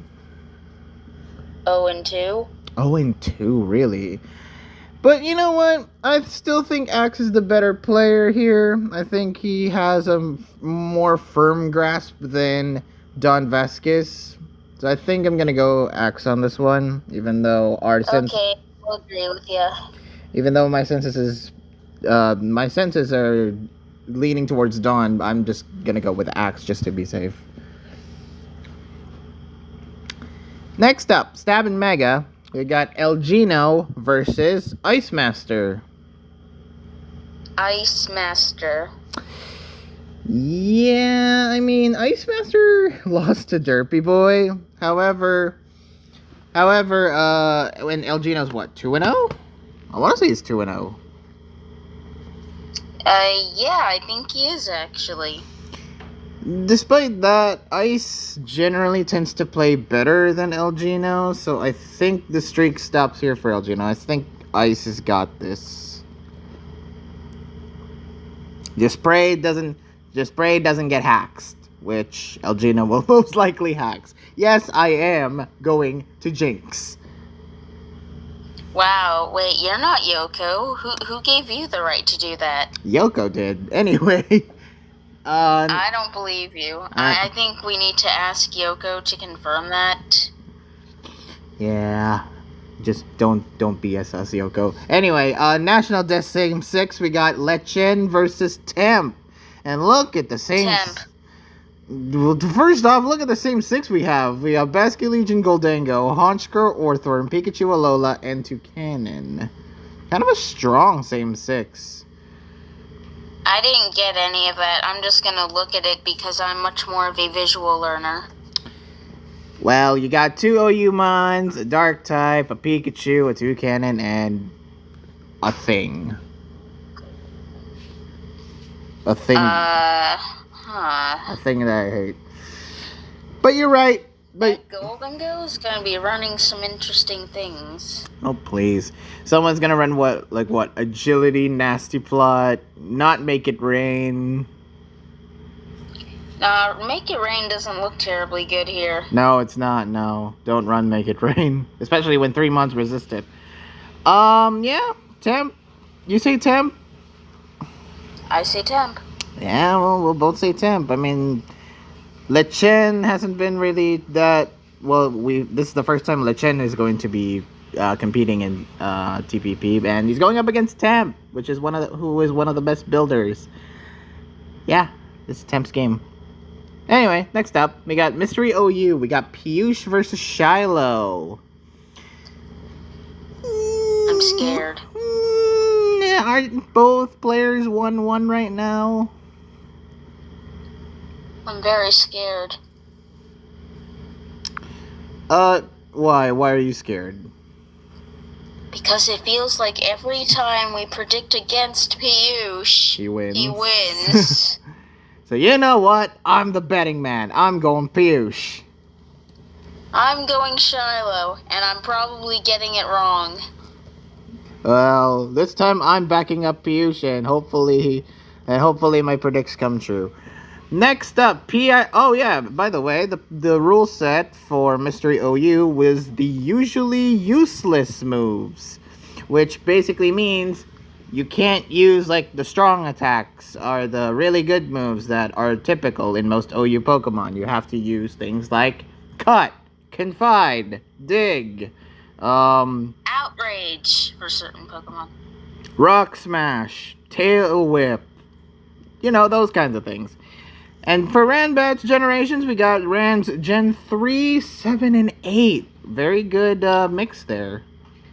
Yes, I was actually going to comment that myself. That's a good set of gens. Yes, one for Dynamax, one for Z-Moves, and one for Advanced OUs. Okay, not the Dynamax part. Dynamax is goated. PIC, no. Shadow Master versus Zoe. Zoe. I mean, okay, Shadow Master is a double. Well, not exactly much of a doubles player. He's more of an OMM singles player, but he's kind of decent. He does build kind of whack sets, but I think Zoe's got this. As much as Shadow could surprise us with a surprise upset, this is still Zoe's game, and Zoe still builds like a absolute mofo. So yeah, Zoe. Next up, multi-gen. Well, wait. What if I told you that Shadow Master is currently in the PIC kickoff and is I think in the top 8 of it? Yeah, so he's been doing well in Partners in Crime. I am not surprised because Shadow Master does play PIC and does play it to a good extent. And, dang. His opponent in this is Chromate. Oh, that's interesting. Well, that's interesting. Multi-gen Ranbats. Yes or no, my dude versus Casual.exe. This already happened. Which Casual won? Still would have gone casual. What? I said still would have gone casual. I disconnected for a minute. What? I said I would have still gone casual. What did you say for facing Chromate in PIC kickoff round 3, and that's a big yikes? Well, I don't think Shadow Master's gonna win that then. Well, that's another tour for another time. Yeah, nor his game here, as a matter of fact. Well, yeah, this is gonna be a tough one for Shadow Master, but yeah, Zoe wins. Multi-gen Rands. Yeah, yes or no, my dude versus Casual.exe. Casual won. Not surprised. I still would have gone casual. Well, I would have picked casual anyway. Yeah, me too. Me too. That's what I've been saying for the past 3 minutes. Next up, Concept Everything versus The Strap in National Dex Ubers.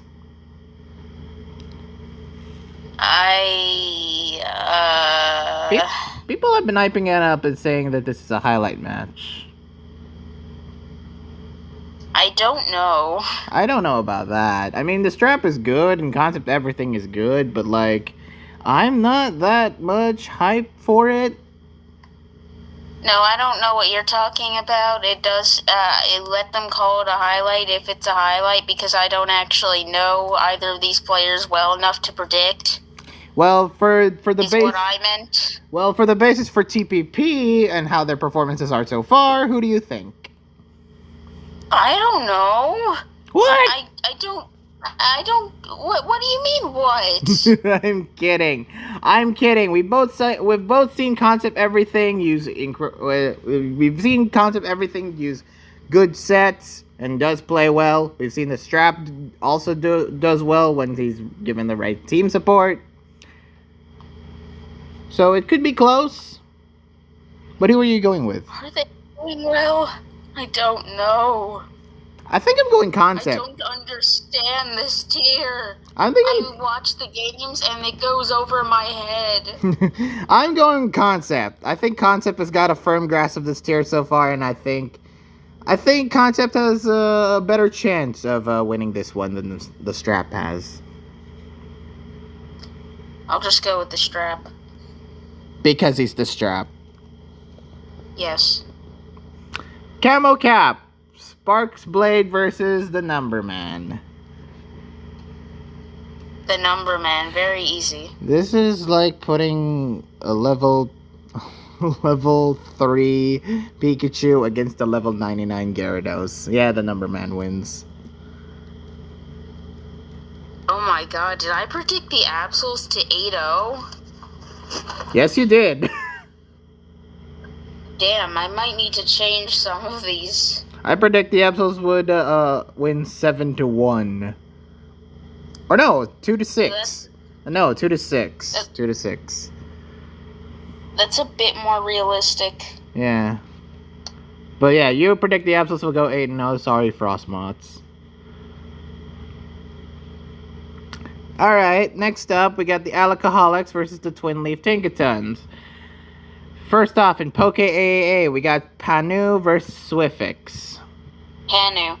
Yeah, as much as Swiftix has been trying to improve, I think Panu has got it. I think Panu is one of those players that has got it. For the first time he stepped in this tier, and he does it well. Panu wins. Next up is Stab and Mega, Derpy Boy versus Astra. Derpy Boy. Yeah, I was not really that impressed with the Astra as of late. I mean, Agrimentally can play decently, but Stab and Mega is just not one of their tiers. So yeah, Derpy Boy wins. Next up, National Dex Same 6. We got Just Drew versus GXC, and the Pokemon they chose: Braviary, Hisui Braviary, Feather Alligator, Garchomp, Kricketune, Nidoking, and Toxapex.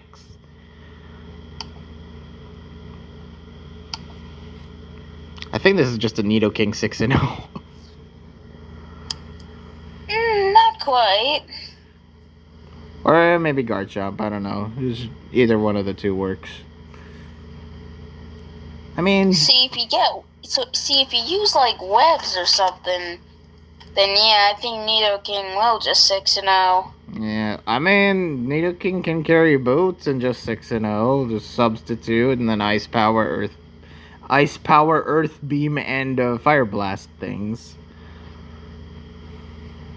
But Micoy needs that Life Orb. It does need that Life Orb. People run Sub-Life Orb. Anyway. Yeah, so why are you saying boots? Oh, sorry. Well, Sheer Force. GXE to win. GXE to win. Next up, we got Doug's versus Ewin in Mystery OU. I'm gonna go with Ewin. Really? What made you say Ewin? Dougza wins by doing nothing, and I think Ewin's the better player. Yeah, but I think the trend will continue. I think Dougie will win. I think Dougza will win, By and he will doing nothing. nothing? Yes, by doing absolutely nothing, Dougza will still win. I'm still thinking Dougza. Either way. Okay. BIC, we got Yuki versus Kepper in partner. Yuki. Yeah. Sorry, Kepper, but why are you slotted here? I guess he's somewhat... He is a doubles player, if you didn't know. I did do well in camo doubles last year. I do remember that. But Partners in Crime is totally different from doubles. So... And Yuki builds incredible teams. And is a GOAT. Just builds whack teams and does well. Yeah, Yuki. Yeah. Multi-gen rounds, we got Fragments versus Avidus, and Fragments won. Fragments. Oh. Fragments won. Oh. Fragments already won. So yeah, Fragments won. Oh, that's a win for me. Yeah. I'm also picking Fragments. Avidus is good, but not Rand's good. Fragments is better overall than Rand's. Andy Ubers, we got Ainscrad versus Toxinax.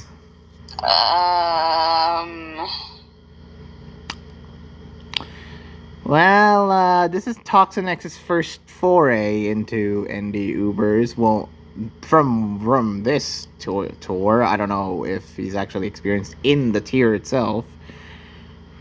Ainscrad is like 1-1. Lost to FC, won against the Strap, I believe is his record. I'll go with Ainscrad. Yeah. As much as I want my boy Toxinax, yeah, it's the Ainscrad to win. Don't say it like that, you'll jinx him. It's his fault for picking the name. Camo Cap. No, it's not. It's your fault for watching SAO. Hey, people need to... Okay, fine. Whatever. Weebsh out of the way. We got Camo Cap. Hidden versus Hiss. Hiss. I have been not having the best impression of Hidden as of late. So yes. Meanwhile, Hiss did well in PokeAA last week. I think he's gonna go well in Camo Cap this week. Alright, next up we got the Dave's Decidueyes versus the Limasawa Street Litwicks. And yay, you don't have to predict because this is your team. PokeAA, we got Fabaloo versus Rafna. This already happened, and Rafna won. And I was actually going to pick Joey to win this one, but no, he did not win. Get wrecked. You underestimated my boy Rafna. Well, for now, but I will jinx him in the coming weeks. Well, we'll see. That's not your job. I will ask Kyoko to jinx him. I'll ask Kyoko to spread his bad luck. Alright, Stab and Mega. Meta versus Axel. This is the loveliest murder. Yep. I don't have faith in as much as I want to root for my boy Meta Riolu. Stab and Mega just isn't his tier. Please slot him in something else. Axel to win. Alright, National Dex Same 6. We got TPP versus TMM, and I hope TMM has been cooking because the mons here look interesting. Man, Flygon, Goldango, Greninja, Indeedee, Licky Licky, and Swalot. I'm not gonna lie. I think we're all a bit nervous for this one. Yeah, I would be too if I were TMM. So yeah, I'm gonna pick TPP because he has shown me a bit more promise in Same 6 right now than TMM has. So yeah, TPP to win. Mystery OU, we got Dex versus JJ. Look, he's had some rough 2 weeks, but I promise we got it this time. You got it? Do you get it?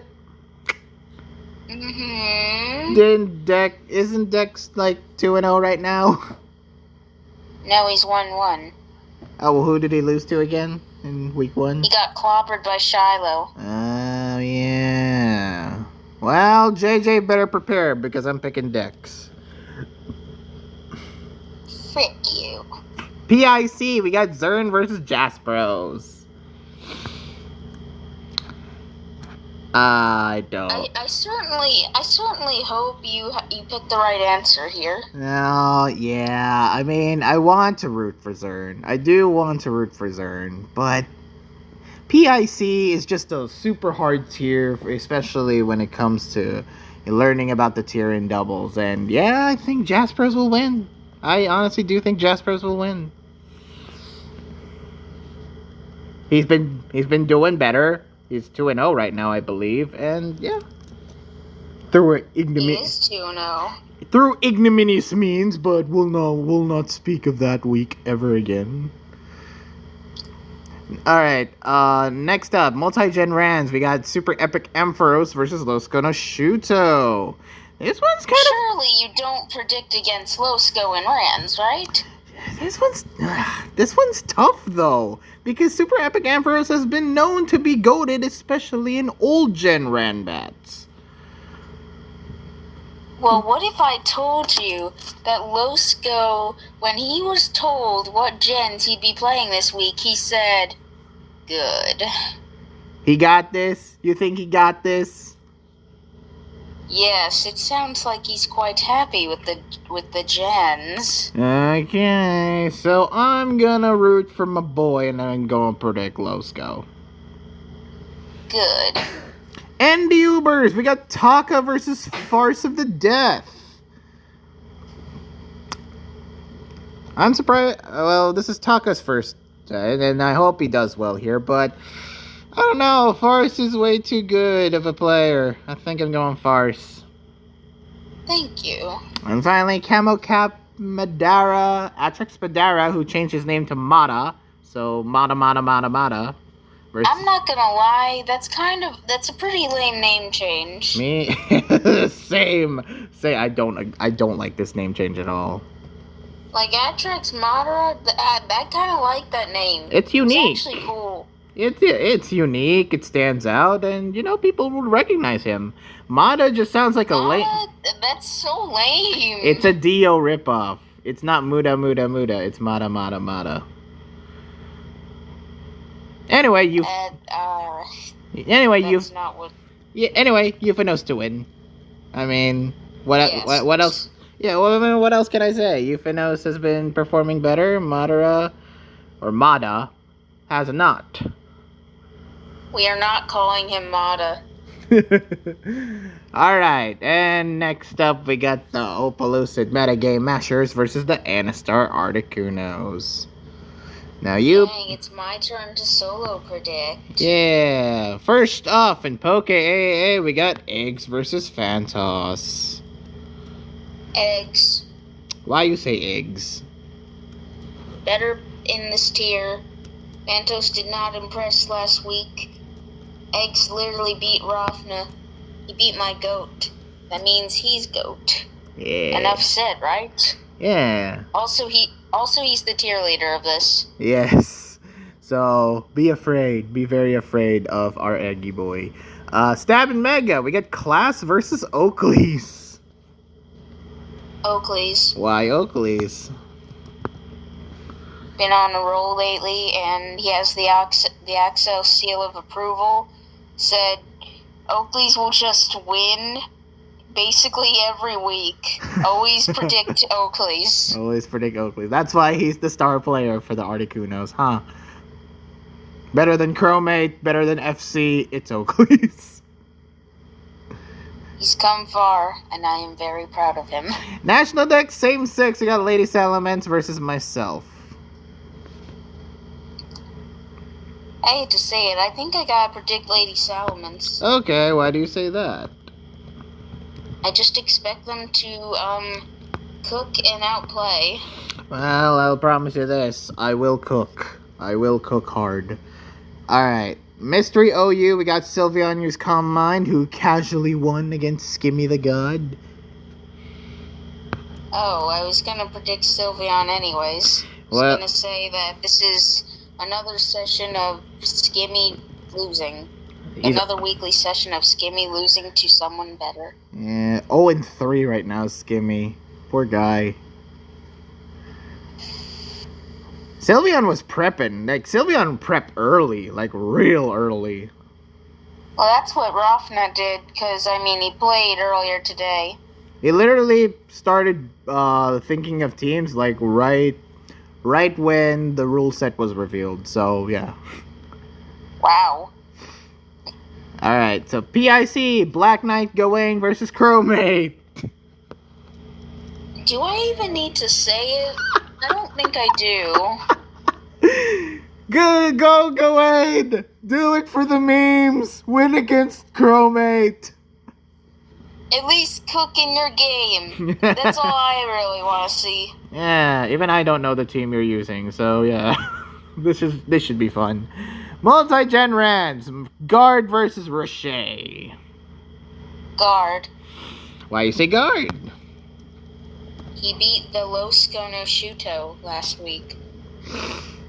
Fair enough, fair enough. Even if it was a little through ignominious means, you were gonna say. I don't know the exact meaning of that word, but I'm going to agree anyways.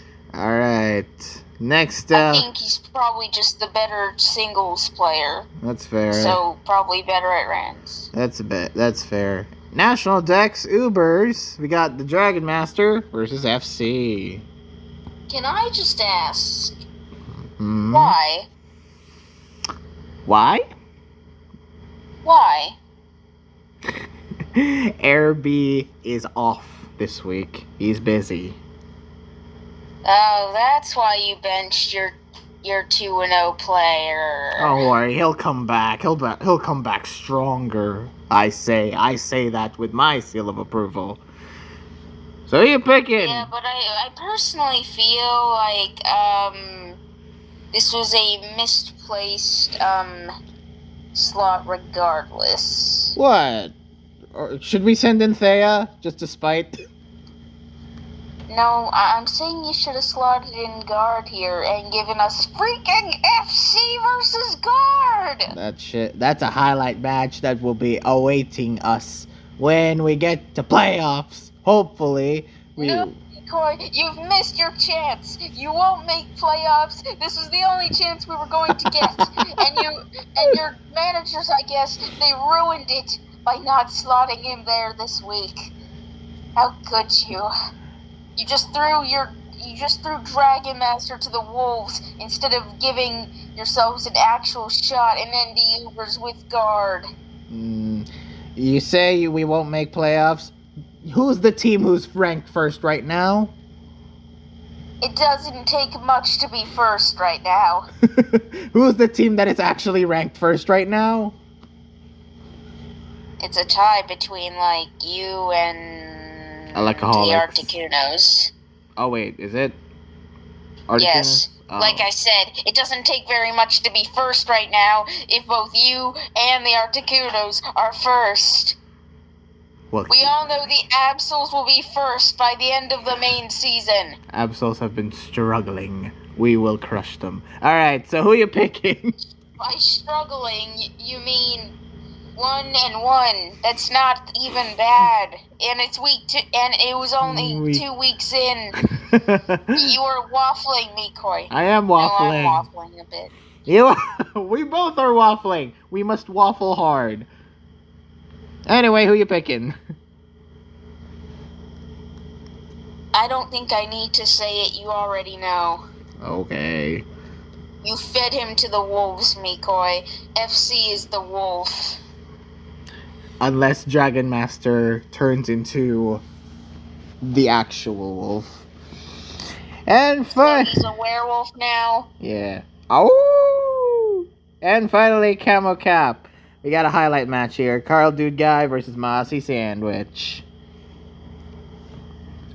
The Mossy. Yeah, I was hoping you would say that. I was really hoping you'd say that because Carl has been cooking. Let's just say that. Well, you see, Carl didn't play quite at his best last week, and Mossy did. And Mossy beat Kepper, who is arguably, I don't know. I don't really know how Mossy, Carl, and Kepper all compare to each other, but they're all pretty good. Tier listed. Alright, that's fair. You know what? That's fair. Mossy is arguably the better player between him and Carl, but I just know Carl's been cooking, and I've seen the team that Carl's going to be using, and oh boy, I can't wait to see that in action. You make me very curious. Well, alright. So, that is the end of the Week 2 recap and Week 3 predictions. Thank you all for watching. Please like this video, leave a comment, subscribe, click that notification so you wouldn't miss any future videos once they come out. Next week, Week 3 recap, Week 4 predictions. It's also my birthday week.